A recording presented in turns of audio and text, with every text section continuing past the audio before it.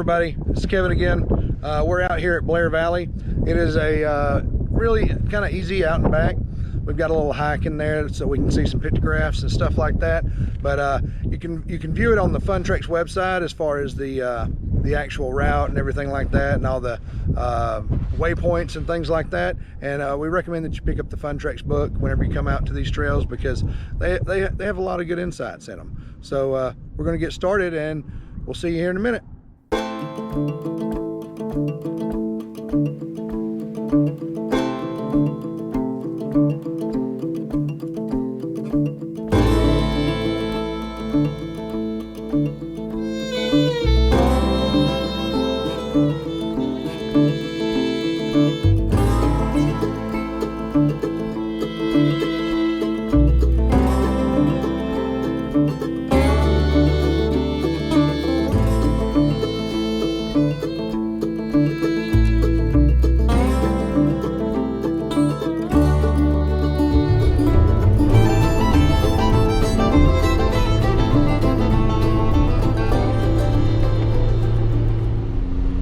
So I will tell you that whenever you're out here at Blair Valley, you want to stay to the left. Let me make sure I'm still, yeah. So you want to stay to the left whenever you have the first two forks you want to stay to the left on those, because that's the first right just takes you right back into your return route, and the second route, it wasn't even on the map. I don't know where it actually goes, but the left is the route. So just keep that in mind, guys.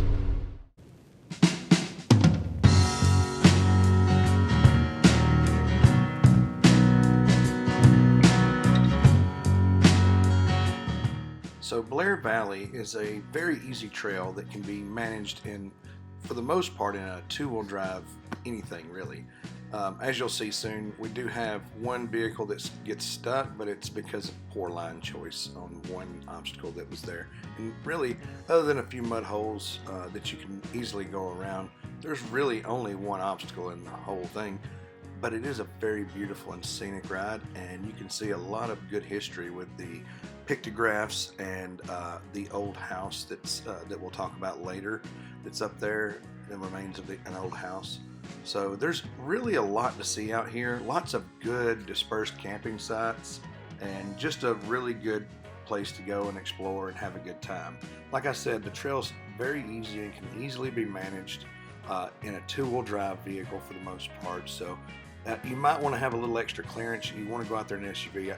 Cars are not really recommended because of the one little obstacle where we see this one car get stuck. But you know, if you want to chance it, you know, I'm sure there's somebody there that'll help you along.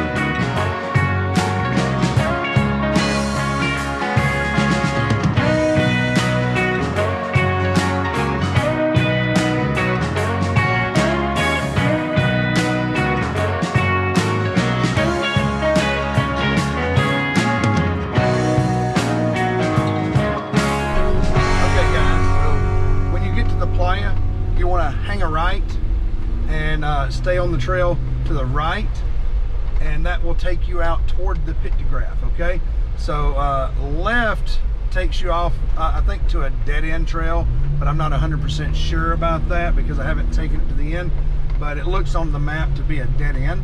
So you want to hang a right and then stay to the left. There's a little camping area off to the right, but you want to stay to the left. Okay, so we're coming up on a split right here. And I believe, let me see, that the turn is going to be left.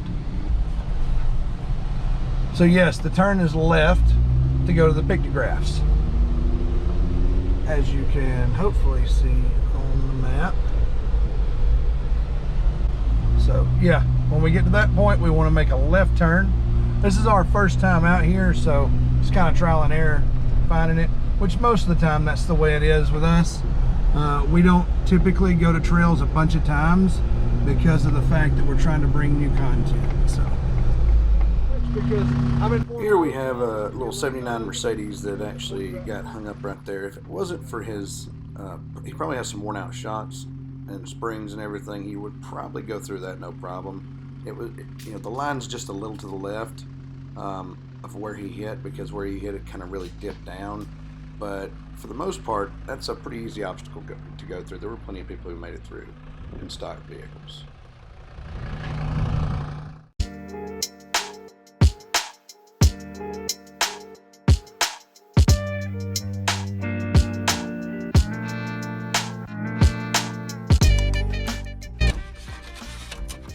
But yeah, dude, this French press little accessory worth every 15 bucks.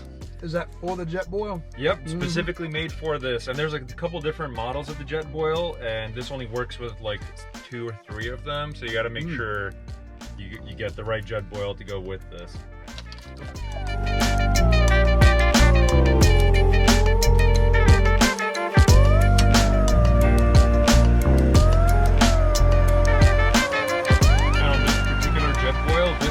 Changes color, so when it like turns orange, and when it's like all the way orange, it's like done. Really? Yeah, I just learned that about. I've had this jet boil for like over a year, and one of my friends just pointed that out to me. They were like, you know, that's what that means. I was like, oh Wow, no way. That's cool. Yeah, I had no idea. That's cool. There it is. That's so cool. Hang on. Yeah. So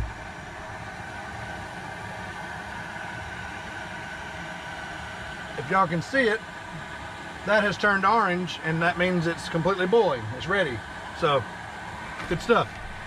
All right.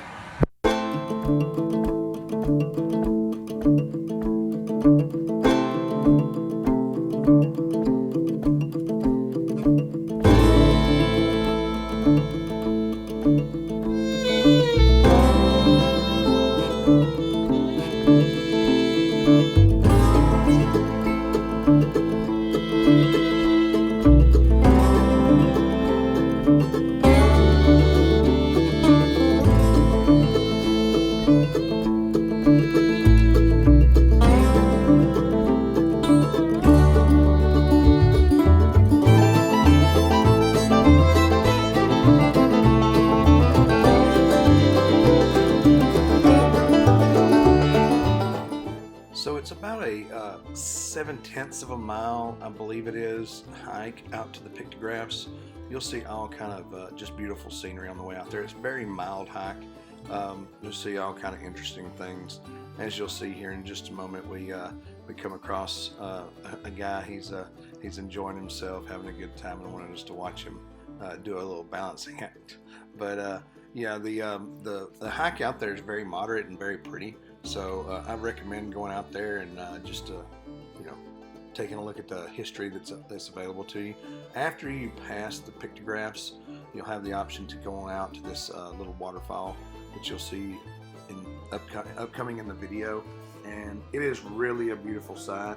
I do recommend going ahead and making that little bit of extra hike. I think it's about another 7/10 of a mile or so. So all total, you'll be looking at about a 3-mile hike, and it's, like I said, it's not hard at all. Here's that guy right there. He's going to show us his balancing act here in just a moment. But as I was saying, it's not a hard hike at all. It's really just a nice moderate hike. Stretch your legs, get out of the vehicle, and just have a good time. So get out there and see it. It's beautiful.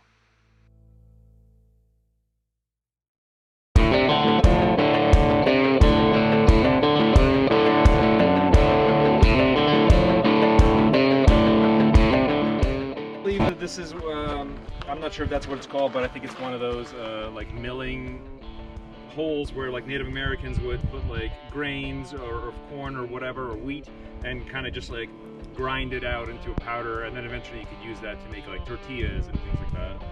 Nice. So that's what I think one of these is. And also roots for medicine. Okay. So these spots here, they definitely used like a pestle. Yep. You know, okay. There you go. That's the word I was looking for. Yeah. Water. Yeah. Hey, will you say that one more time into the camera? A molcajete, which is the bowl. The bowl? The molcajete. So that's what the bowl in the ground right here would Well, be? I think they call it a grinding stone, but it's the Grinding idea of the same idea. So Yeah, in Okay. Espanol, as opposed to, even though I know a number of Kumeyaay natives, I don't think any of them speak the native tongue, right? And I'm pretty sure that molcajete would be an Aztec word and not in Not a, Spanish. yeah, not a. Doesn't it? I'm native. sure if you said it in Spain, nobody would know what it was, but it's an Aztec word, molcajete. Okay. All right. Thank you. Yeah. I appreciate it. I hope y'all. Cool little side note is that the red pictographs that you see here were done by women. Women used the red paint for their pictographs, and the men used the black and the white. The red was that way that they made the red is they would boil and like red onion and cucumber kernel, and then they would add that to the paint to bring the color. For the guys, they would roast cucumber seeds and burn them, and then grind that up to make the black. So, you know, it's always interesting to see this, and you know, it doesn't matter what time frame you're in, the colorfulness that you see is brought to us by women, just like in our lives today.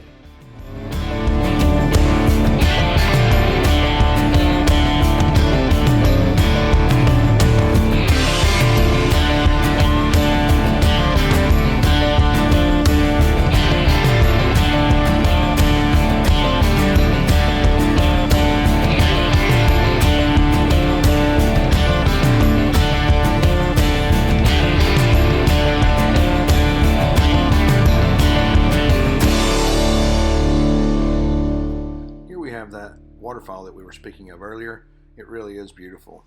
I recommend coming out here and just going ahead and taking a look, because you really can see a lot of the Anza Borrego Desert, and it really is something to see.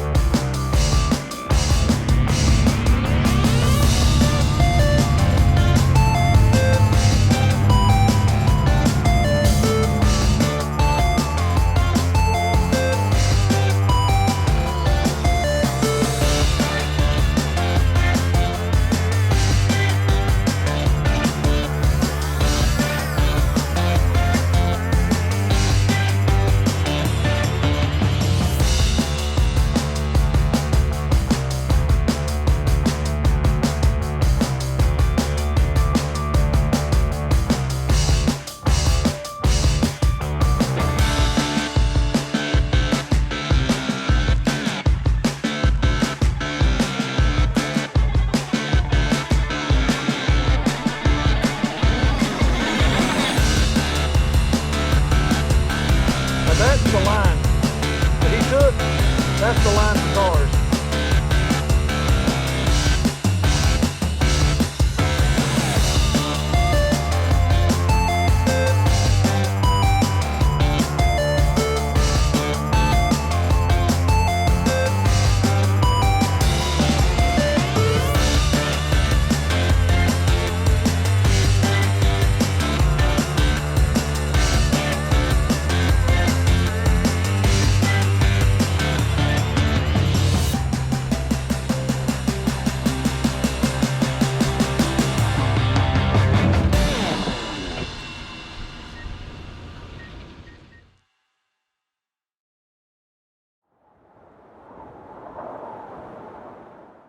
Like I said earlier, the Blair Valley Trail is home to a old homestead.